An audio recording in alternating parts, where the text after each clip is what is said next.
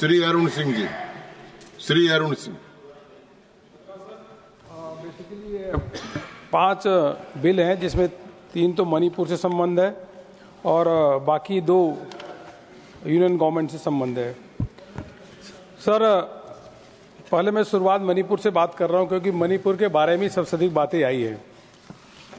Sir, Manipur की जब बात कर रहे हैं तो मणिपुर में किस प्रकार से अभी शांति व्यवस्था चल रही है और कैसे वहां पे सुधार हो रहा है, यह लोगों को पता होना चाहिए और उसके अनुरूप ही बात करना चाहिए। नहीं तो फिर वहां इस प्रकार से बात करने से वहां लोगों को भी तकलीफ होती है। सर, वहां 2 समुदायों में, 2 वर्गों में आपस में झगड़ा कराने का काम, आपस में बांटने का काम कौन किया? वो तो कांग्रेस की ही सरकार ने किया। यह कोई यह अभी का मामला नहीं है सर, ये 40-45 साल पुराना है सर। 1993 में सर, 1993 में जब मणिपुर में दंगे हुए और 750 मौतें हुई मणिपुर में और 305 गांव तबाह हो गए, कांग्रेस की सरकार थी। कांग्रेस के प्रधानमंत्री तो छोड़िए, कांग्रेस की सरकार के गृह मंत्री नहीं गए। यह भारतीय जनता पार्टी एनडीए की सरकार है। यहाँ के गृह मंत्री अमित शाह जी 3 दिन जाकर के मणिपुर में रहे और एमओएस गृह मंत्री वो 3 महीने जाकर के मणिपुर में उसमें रहे। यह भारतीय जनता पार्टी और कांग्रेस में डिफरेंस है। आप तो वहां गए नहीं। और जब मणिपुर उस समय 93 में चेयर पर और उसमें जब जल रहा था सर, इस संसद के अंदर जो गृह मंत्री ने कभी जवाब नहीं दिया। जवाब देने के लिए खड़ा किया तो एमओएस खड़ा किया, कभी राजेश पायलट, कभी किसी को, वो खुद कभी जवाब नहीं दिए। वो आज कांग्रेस मणिपुर की बात कर रही है। अभी भी बता रहा हूं सर, आज बता रहा हूं। अभी अगर मणिपुर की बात बताता हूं सर, तो यह मणिपुर के बारे में सर, मणिपुर में जिस प्रकार से विकास तेज गति से चल रहा, धीरे धीरे सब शांति व्यवस्था हो रही सर। करीब 7000 लोग रिलीफ कैंप से घरों में आ चुके हैं। केंद्रीय गृह मंत्रालय ने 400 करोड़ रुपए रिलीफ पैकेज के लिए भी वहां पे दिया है और अभी जो केंद्रीय बजट है उसमें भी 500 करोड़ रुपए कंटीजेंसी फंड के लिए भी दिया है। और उसके अलावा जो मणिपुर से संबंधित अगर देखें तो 1861 करोड़ रुपए जो एडिशनल खर्च 2024-25 के, वह भी अभी बिल लिया है, उसको भी यहाँ पे अभी पेश हुआ है सर। 6 दिसंबर 2024 को, अभी लेटेस्ट की बात बता रहा हूं सर, पूरे देश भर में 28 नवोदय विद्यालय खुले। उनकी सैंक्शन हुई कि 28 नवोदय विद्यालय खुलेंगे, जिसमें 3 जो विद्यालय होंगे वो मणिपुर में होंगे। यह अभी की अनाउंसमेंट मोदी सरकार की है सर। 7 मार्च 2024 को जो अनाउंसमेंट हुआ, वो 10,037 करोड़ रुपए का जो इंडस्ट्रियल और अपना एम्प्लॉयमेंट जनरेशन के लिए बहुत बड़ी परियोजनाओं का अनाउंसमेंट हुआ है। उत्तर पूर्वा ट्रांसफॉर्मेटिव इंडस्ट्रियलाइजेशन स्कीम 2024, उसमें भी सबसे बड़ा अगर पैसा कहीं जा रहा है तो मणिपुर को जाएगा सर। यह मोदी सरकार ही है।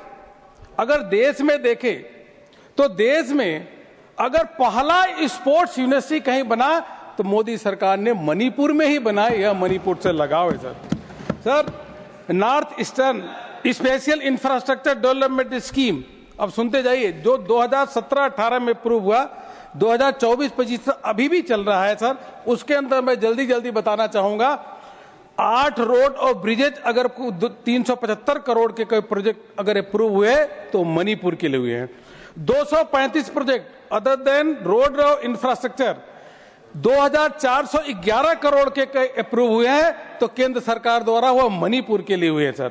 इसके अलावा सर मणिपुर में टेक्निकल यूनिवर्सिटी, मणिपुर में आईटी के लिए एससीजेड, मणिपुर में 60 bedded state mental hospital, Manipur में इंफ्रास्ट्रक्चर डेवलपमेंट के लिए यूनिवर्सिटी, ऐसे अनेकों काम मणिपुर के लिए हुए हैं।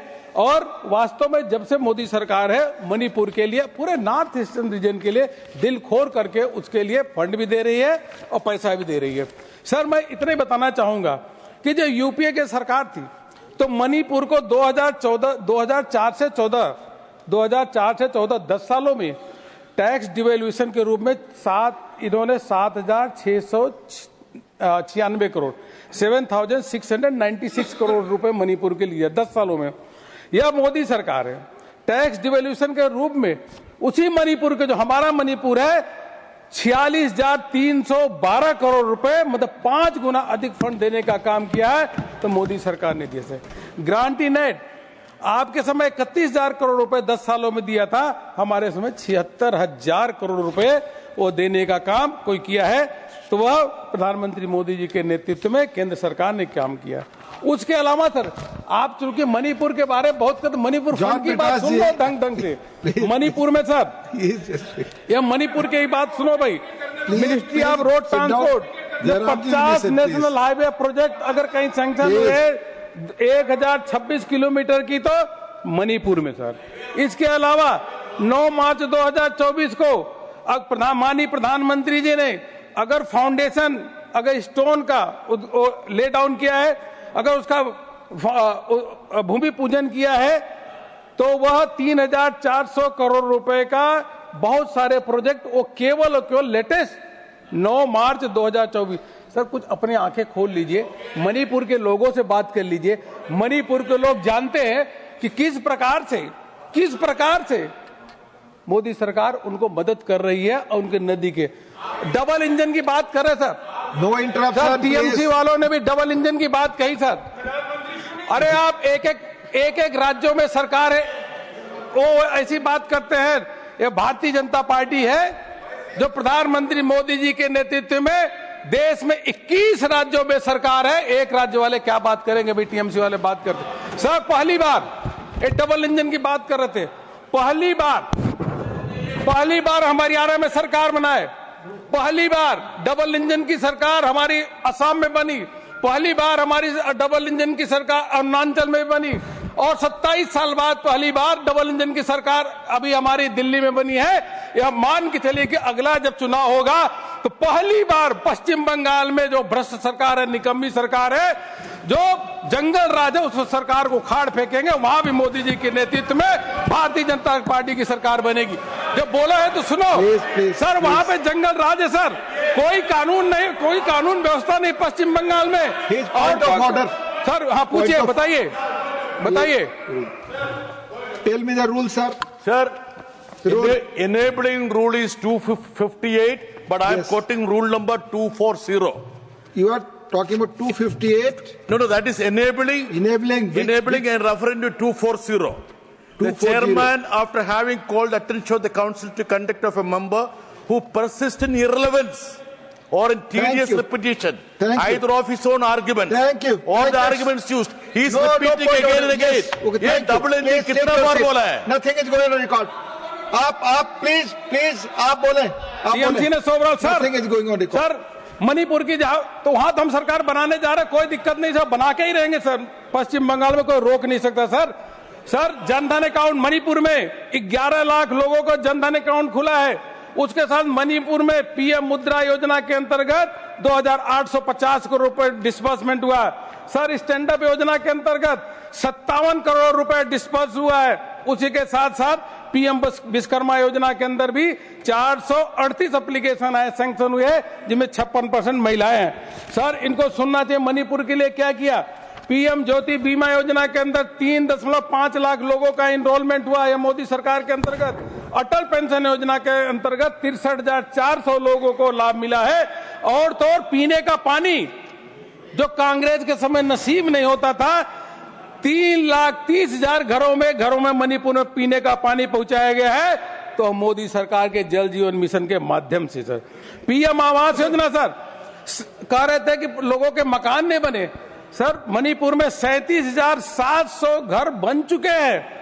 यह ग्रामीण क्षेत्र में और अर्बन एरिया में 16,700 घर बन चुके हैं। और तो और अभी 7,000 नए घरों के सैंक्शन प्रधानमंत्री जी ने दिया है कि वहां पे भी घर बनेंगे सर। मणिपुर के बारे में बहुत सारे बातें ये लोग कहे, लेकिन इनको सत्य बातें कहना चाहिए। इसलिए मुझको लगा कि पहले मणिपुर की बात करो। दूसरा सर, एप्रोप्रिएशन बिल जो नंबर 2025 का है, 2024-25 का है सर, उसमें अगर देखा जाए तो टोटल जो what is the total amount expenditure which for which the appropriation bill has come, it is for 6.78 lakh crore रुपए। लेकिन उसमें से 5.5 लाख करोड़ रुपए that is for the repayment of debt, so that the high cost debt should be repaid and low bearing interest this fund can be mobilized. और net cash outflow is sir केवल 51,462. तो जो supplementary bill आया है 6.78 लाख करोड़ रुपए का, net cash outflow is just 51,462. उसमें भी सबसे अधिक क्या है सर? उसमें भी अगर देखेंगे सबसे अधिक अगर उसके अंतर्गत पैसा मांगा गया है, खर्च हुआ है, तो वह फर्टिलाइजर सब्सिडी के लिए, क्योंकि यह मोदी सरकार है, किसानों को, किसान हमारे अन्नदाता है, किसान भाग्य विधाता है, और किसानों के लिए जो भी मदद होती है वो एक कदम बढ़ करके करते हैं कि किसान को किसी भी प्रकार से दिक्कत नहीं होनी चाहिए. इसलिए फर्टिलाइजर सब्सिडी के लिए सर, फर्टिलाइजर सब्सिडी के लिए 14,100 करोड़ रुपए वह फर्टिलाइजर सब्सिडी के लिए, जिसे यूरिया और पीएनके है उसकी फर्टिलाइजर सब्सिडी उसको दी जा सके. और हमारी सरकार में चाहे कोविड का समय हो, चाहे कोई भी विषम परिस्थिति हो, इंटरनेशनल प्राइस यूरिया का बढ़े, लेकिन यह प्रधानमंत्री मोदी जी है, उन्होंने किसानों के फर्टिलाइजर दाम कभी भी नहीं बढ़े. आज 2,500 रुपए की जो बोरी की कास्ट आती है केवल 242 रुपए में देने का काम किया. और उसी के कारण सर आज इसी के कारण किसान हमारे साथ है. हम 63,500 करोड़ रुपए हर वर्ष 2024-25 में 63,500 करोड़ रुपए किसानों को हम उनको दे रहे हैं. पीएम किसान योजना के अंतर्गत क्रॉप इंश्योरेंस देखेंगे तो उसके माध्यम से भी 15,864 करोड़ रुपए 2024-25 में जो किसान तकलीफ में ना है उसको देने का काम कर रहे सर. किसान की ब्याज भी सस्ता हो, किसान अधिक ब्याज दे नहीं सकता, इसलिए किसान को सबवेंशन कि किसान को अगर समय पे पेमेंट करता है तो 4% ही ब्याज लगेगी, उसके लिए 22,600 करोड़ रुपए केंद्र सरकार खर्च कर रही है किसानों के लिए 2024 में. और इसी का कारण सर आज हमारा किसान हमारे साथ है सर. जहां एक तरफ जो एमएसपी का दाम भी बढ़ा है, वहीं जो इरिगेशन है उस इरिगेशन का एरिया भी अलग अलग माध्यम से किसी प्रधानमंत्री किसान सिंचाई योजना के माध्यम से उसको भी बढ़ाने का काम किया है. और मैं प्रधानमंत्री जी को, वित्त मंत्री जी को धन्यवाद दूंगा कि कम से कम किसान के लिए जो फर्टिलाइजर सब्सिडी थी, किसान के हितों की कोई भी किसी भी प्रकार के कभी भी समझौता नहीं किया. अगर देश में सबसे ऊपर हमारा कोई है तो अन्नदाता ही, अन्नदाता का ही पूजा करते हैं, यही मोदी मंत्र है सर. दूसरा सर डिफेंस कि हम कहते हैं कि भारत शक्तिशाली भारत होना चाहिए, भारत शक्तिशाली भारत होना चाहिए, भारत समृद्धशाली भारत होना चाहिए, भारत के पास शक्ति होनी चाहिए. और भारत में अगर डिफेंस के लिए हमारे पास इक्विपमेंट नहीं होगी, डिफेंस का प्रोडक्शन हो रहा है ठीक से नहीं होगा, हमारे सेनाओं के पास हथियार नहीं रहेगी, तो हम कैसे शक्तिशाली हो सकते हैं सर. इसलिए दूसरा सबसे अधिक अगर पैसा इस जो सप्लीमेंट्री बिल है उसमें डिफेंस के लिए सर. और डिफेंस में सर आज मैं बताना चाहूंगा सर, डिफेंस के लिए किस प्रकार से शक्तिशाली हम हो रहे हैं. एक समय सर 2014 था, उस समय यूपीए के डिफेंस मंत्री कहते थे कि क्या करें, हम कोई रक्षा सामान खरीद नहीं सकते क्योंकि I don't have the fund. और 2014 में कोई रक्षा की प्रिक्योरमेंट नहीं होती थी क्योंकि उनके पास पैसा नहीं होते थे. उसी यूपीए के समय में जब वहां के आर्मी चीफ वह कहते थे क्या करें, हमारे पास गोली बारूद नहीं है, 10 दिन का भी हमारे पास गोली बारूद नहीं, अगर झगड़ा हो गया क्योंकि हमारे पास पैसा नहीं है. यह था हमारे यूपीए के समय में सर, डिफेंस से कम्प्रोमाइज किया. और फिर भी डिफेंस के लिए बजट भी नहीं, और इतना किकबैक, इतना करप्शन था कि करप्शन ही करप्शन डिफेंस में था, लोग सुन करके काने भर जाती थे. हमारा एक्सपोर्ट, प्रधानमंत्री जी ने कहा कि यह हम डिफेंस को प्रायोरिटी देते हुए हम डिफेंस के इक्विपमेंट देश में बनाएंगे, इंडस्ट्रियल कॉरिडोर देश में लगाएंगे. हमारे यहाँ टैलेंट पूल है, हमारे यहाँ प्रतिभावान क्षमता लोग हैं, हमारे पास संसाधन है, हम क्यों नहीं डिफेंस के इक्विपमेंट खुद नहीं क्यों नहीं बना सकते हैं, हम क्यों दूसरे पे डिपेंडेंट रहे. और उसका नतीजा है सर कि आज अगर देखेंगे सर तो डिफेंस का इक्विपमेंट इंपोर्ट नहीं, आज एक्सपोर्ट हो रहा है. यूपीए के समय में सर यह 2013-14 में 686 करोड़ का एक्सपोर्ट हुआ था, आज यह प्रधानमंत्री मोदी जी हैं जिनके नेतृत्व में 2023-24 में 21,083 करोड़, मतलब 30 गुना अधिक, कल्पना करें 30 गुना अधिक डिफेंस का एक्सपोर्ट हो रहा है। 1,26,000 करोड़ रुपए का डिफेंस इक्विपमेंट यहां बन रहा है। गोली बारूद सारे इक्विपमेंट कल पुर्जे आज के दिन में यहां बन रहे हैं। डिफेंस का जो इंडस्ट्रियल कॉरिडोर है, किस प्रकार उत्तर प्रदेश और तमिलनाडु में उसका काम हो रहा है। आने वाले समय में यह मान के चलिए कि यह हमारा विजन है कि 2029 में 3 लाख करोड़ रुपए का डिफेंस का उत्पादन होगा। यह मोदी जी का मूल मंत्र है। इसको हम अवश्य रूप से अचीव करके रहेंगे। सर, इसमें बहुत सारे हेड ऑफ अकाउंट है, लेकिन ये जरूर मैं बताऊंगा कि अगर पूरा देखेंगे तो गरीबों का समर्पित, किसानों का समर्पित, देश के इंफ्रास्ट्रक्चर के लिए समर्पित है। आपने बोलने का मुझे समय दिया, बहुत बहुत धन्यवाद सर। धन्यवाद, धन्यवाद माननीय अरुण सिंह जी। ऑनरेबल श्री